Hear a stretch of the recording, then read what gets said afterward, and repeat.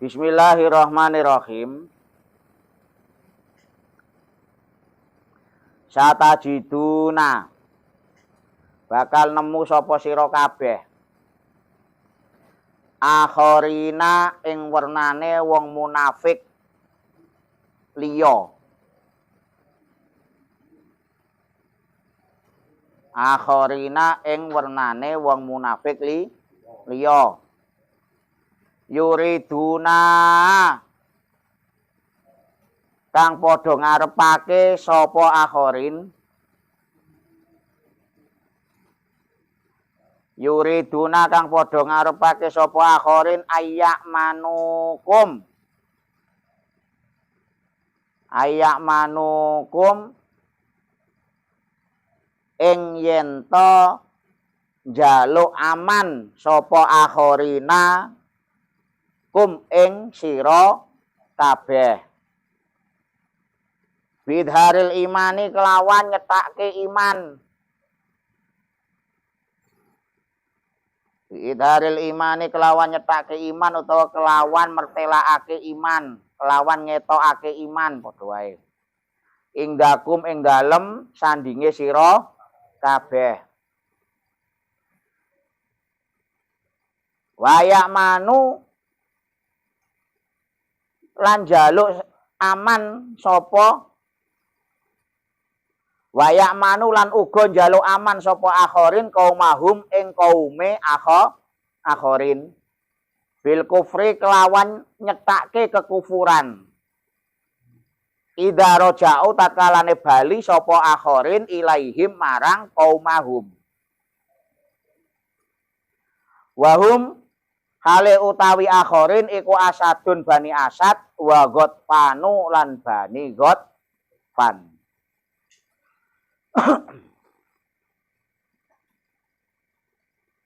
Nah, dadi wernane munafik niku kuatah. Sing winginane kan munafik sing ketok.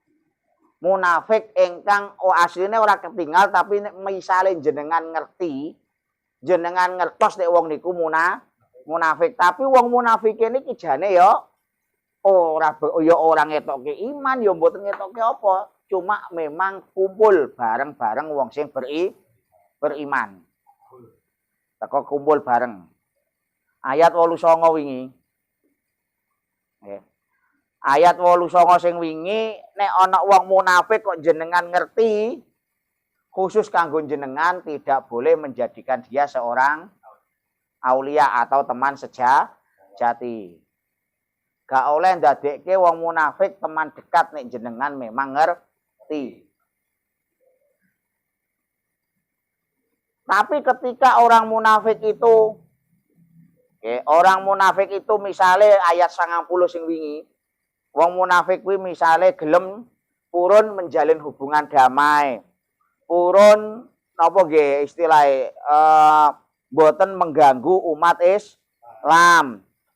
Terus orang itu kondisine galau. Misalnya seperti itu, kita tidak boleh memeranginya, tidak boleh menawannya. Lah saiki ayat 91 terus Gusti Allah sira bakal nemu. Awakmu kabeh, awak dhewe kabeh niki bakal nemu jenis munafik sing liya.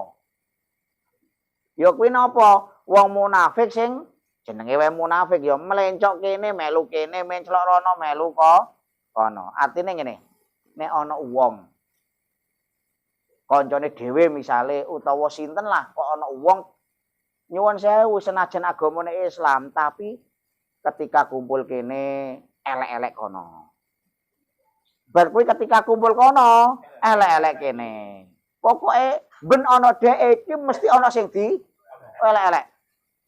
Nek wonten wong sing kaya ngono jenengan teko yakin wae kuwi munafik, dongake muga-muga angsal pituduh. Ngoten. Berarti aja dipercaya. Aja dipercaya. Nang partai iki elek-elek partai kae, nang partai kae elek-elek partai niki. Kumpul wong sing duwe duwe elek-elek sing ora tau maringi duit. Ya ta?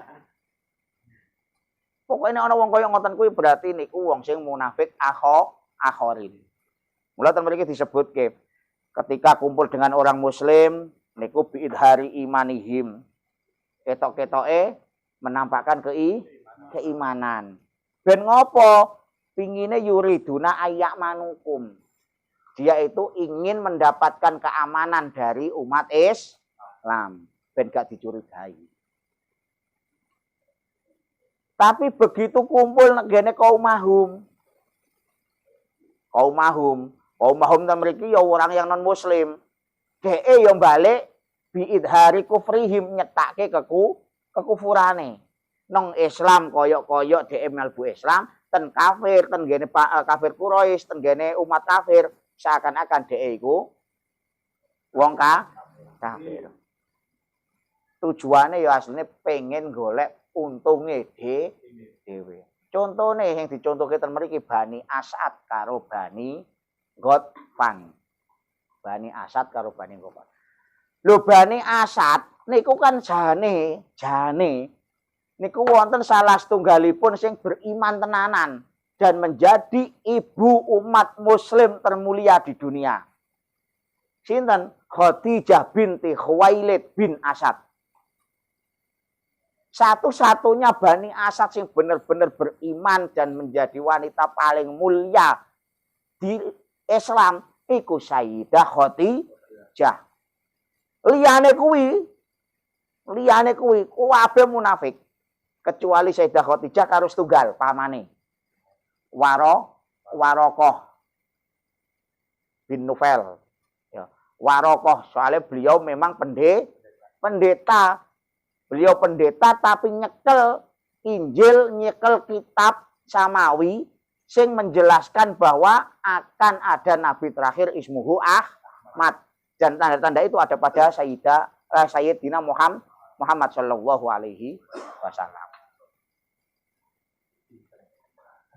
Mulane Warokoh kepagi jeung Nabi pas ketika nderek Siti Khadijah dagang langsung percaya nek iki bakal dadi nabi. Ning persoalane kan Kanjeng Nabi dereng diutus dadi nabi dan rasul. Sehingga Warokoh ya belum bisa masuk Islam. Tapi kan Hanifam Muslimah. Soalnya apa Warokoh meninggal sebelum Kanjeng Nabi diutus dadi nabi dan rasul. Tapi krana ana tanda-tandane Warokoh wis percaya. Cuma kan yo urung ngerti agamane. Nggih ta wong karena belum mendapatkan titah rasul. Iku Warokoh. Termasuk malih pembantune Siti Khadijah. Sinten? Maisarah kuwi lanang. Pembantune Siti Khadijah ingkang derek berdagang ten Syam ngancani Kanjeng Nabi. Siti Khadijah kan juragane. Sing ngancani Kanjeng Nabi niku Maisarah niku percaya soalnya ngertos keimanane apa tanda-tanda kenabiane Kanjeng Nabi. Lho awale mbiyen kula ngertine jenenge Maisarah ki ya. Itu. Tapi kan gak mungkin masa jeneng Nabi kok nyepi dengan Maisarah kan dia berdua terus mereka. Ternyata di kitab-kitab sejarah yang lain, oh beliau itu laki-laki. Biasa. Cara nang Jawa ngono ya Mulyanti kuwi lanang jebule ngono ae. Mulyanto jebul wedok. Misale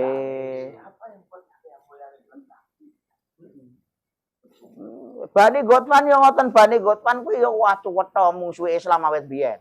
Tapi begitu Islam bisa menguasai Mekah, Fathu Makkah, wah dhek merapat. Tapi setiap peperangan yang dilakukan Kanjeng Nabi ki mesti ana Bani Asad karo Bani Ghatfan, apalagi perang Khandaq. Perang Parit.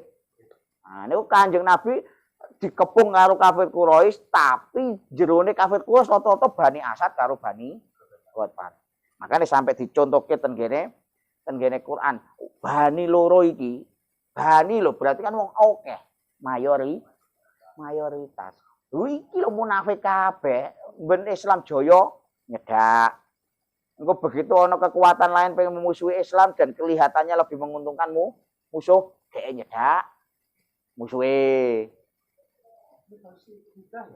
Apa? Iya. Madinah.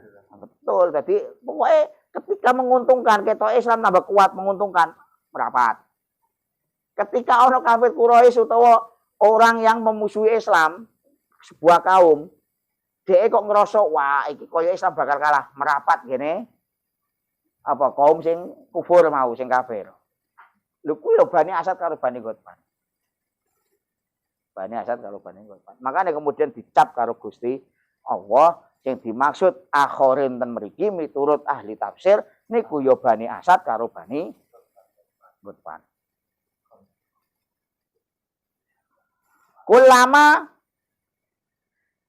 Kulama rudu tatkalane den balekake sapa akhirin kulama rudu tatkalane den balekake sapa akhirin ilal fitnati marang fitnah. Fitnah ten mriki tegese napa? Fitnah ten mriki niku ya tegese kelemahan, tegese dia dikembalikan pada kelemahan iman, dia dikembalikan kepada kebimbangan, dia dikembalikan pada kekalahan. Ku fitnah.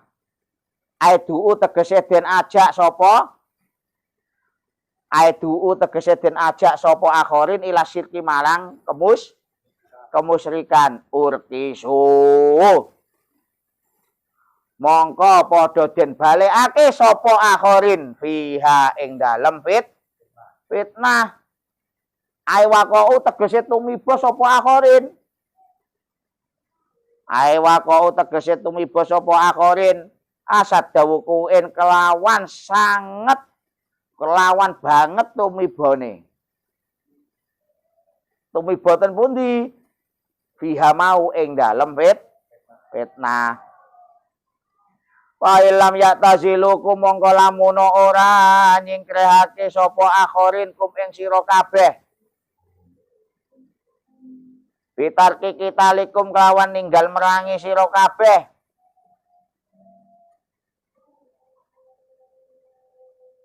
Terus ten mriku Walam. napa? Walam. Walam atau walam? Walam. Oh. Walam apa walam? Walam. Ayo. Soalnya nek tafsir Jalalain nek cetakan Timur Tengah niku ngeten. Bitarki kitalikum kelawan ninggal merangi sira kabeh wa yulku ilaikumus salama ay walam yulku ilaikumus salama. Dua kali. Nek ten mriki kan mboten. Nek sing tafsir sing cetakan Indonesia fa ilam ya'tazilukum bitarki kitalikum langsung wa lam yulku ilaikumus salama. Rata-rata tafsire sing pundi? Berarti sing cetakan Indonesia berarti. Walam yulku lan ora nibaake sapa akhirin ilaikum marang sira kabeh asalama ing kedamaian.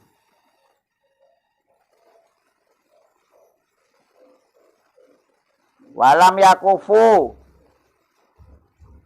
tur lan ora nyegah sapa akhirin aidiyahum ing pira-pira tangane akhirin angkum saking sira kabeh. Fakhuduhum mongko padha ngalap tegese bil asari kelawan den boyong. Fakhuduhum mongko padha nawan sapa sira kabeh hum ing akhirin bil asri kelawan den boyong. Waktuluhum lan padha merangi sapa sira kabeh hum ing akhirin haitsu taqiftumuhum ing dalem endi-endi panggonan nemu sapa sira kabeh ay wajatumuhum tegese pira-pira panggonan nemu sapa sira kabeh ing akhirin. Maksude ngeten. Krana wong munafik mau sing dimaksud ki mencla-mencle kadang ten Islam nyetake imane, kadang ten gene balik nang kaume nyetake kekufurane, kekafirane. Bahkan ketika dia kullama ruddu ilal fitnah, ketika dia dikembalikan kepada fitnah, kepada zaman sing kemusyrikan, atau bisa dimaknai zaman sing bingung ke wong munafik ki mau lho. Nek dikembalikan pada zaman fitnah, zaman sing bingung ke, zaman sing orang nguntung ke, dia urki sufiha, kembali kepada kekafirannya. Makanya fa'ilam ya'tazilukum bitarki kitalikum, ketika wis nyoto koyok ngono kuwi mau, lah kok wong iki, wong munafik niki lam ya'tazilu, boten nyingkrih, tegese ngeten, isih ngrecoki wong muslim, boten kemudian luweh lah teko dimbarke. Jane keimanan kan kita membiarkan nggih, kono meh munafik meh ora karep-karepmu, asline kan ngoten. Cuma masalahnya dia lam ya'tazilukum, dia mboten biarkan Islam berjalan sebisanya, mboten. Gak biarke wong kuwi mau ngrusui Islam. Lah nek wong kuwi ngrusui Islam, wong munafik mau ngrusui Islam, utawa yulku ilaikumus salama, lam yulku, tidak mau diajak damai. Walam yakufu aidiyahum angkum, bahkan tangannya iki membahayakan umat Islam. Nek wis gateli kaya ngono, fakhuduhum waqtuluhum, tangkap karo perangi, daripada ngerusak Islam mencre. Tapi khusus kanggo sing wis ngerti. Jenengan kok ngerti ana kancamu misale mencla-mencre kono elek-elek rene, rono elek-elek rene elek-elek, rono taboki wae. Cekelen sikat. Suwen. Tapi aja dibunuh. Ya, aja dibunuh. Teko cekelen di wantemi bareng-bareng wae. Soal apa? Gusti Allah wis ngizini. Mboten dosa jenengan. Karena apa? Orang seperti itu membahayakan. Mulane wa ulaikum utawi sekabehane akhirin, wa ulaikum utawi sekabehane akhirin, walaupun kum tapi balike ai ulaihim. Sekabehane akhirin ja'alna iku wis dadekke sapa ingsun lakum kedue sira kabeh alaihim ing atase akhirin sultanan ing kuwasa mubinan kang pertela. Tegese napa? Nek wong akhirin kuwi mau nggih wis cuwetha jenengan diizini berkuasa karo Gusti Allah, meh mbok kamplengi meh apa gak ono dosa. Ai burhanan tegese pertanda bayinan kang pertelo, dohiron tur kang pertelo, ditakkid sampai ping 3 karo napa ahli tafsir. Dawuhe Gusti Allah ditafsiri sampai dikuatke 3 kali. Kuwi berarti wis nyata munafike, nyata. Mulane gaspol wae, berarti lak ngoten. Ala qatlihim ing atase merangi ulaik ya isine akhirin. Terus wasabihim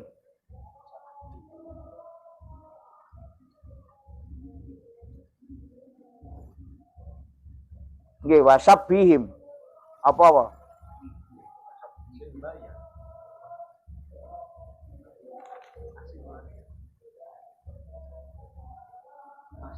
Wasabihim apa wasabihim? Nek wasabihim berarti maknane wasabihim berarti maknane nyekel. Nek wasabihim maknane pisuwana, bahasane lak ngono. Ala nek masdar berarti sabyihim. Ala qatlihim ing atase merangi ulaik wa sabyihim lan nawan nyekel ulaik.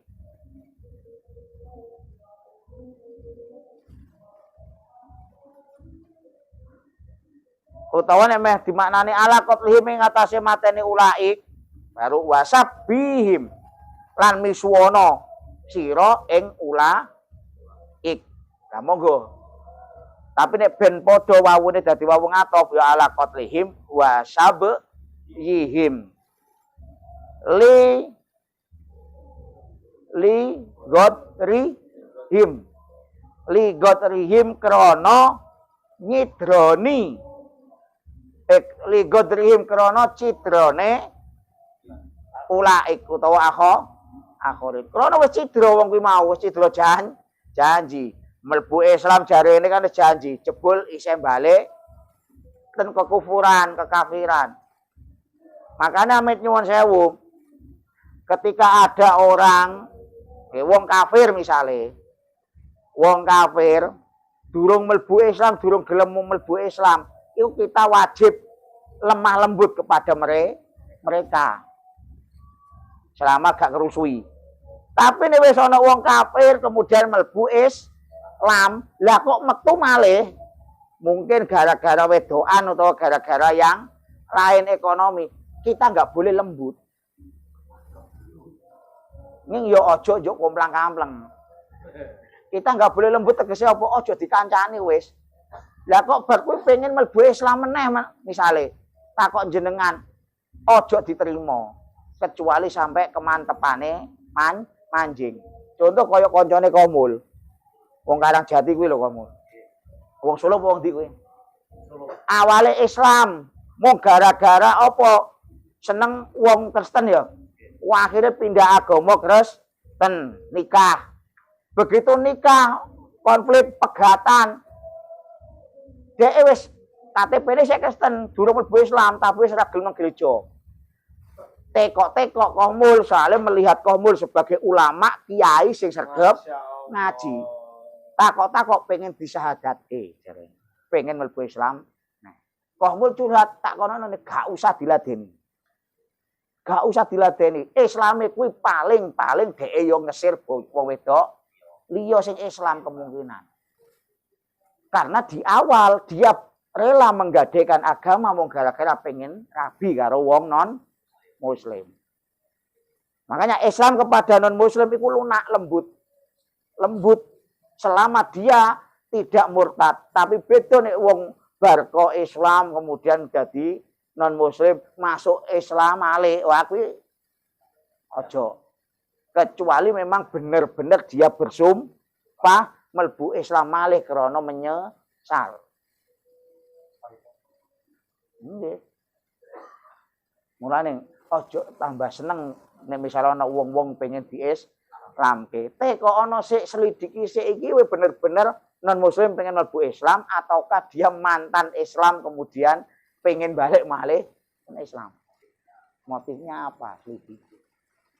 Ojo dadi kiai terus wah alhamdulillah iki jadi sabilillah tak Islamke wae. Celengan iki langsung apa to salahe Islamke. Engko nek ora ndang tak Islamke, engko ujug-ujug berubah pikiran. Lha berubah pikiran ora urusane Gusti Allah wong hidayah.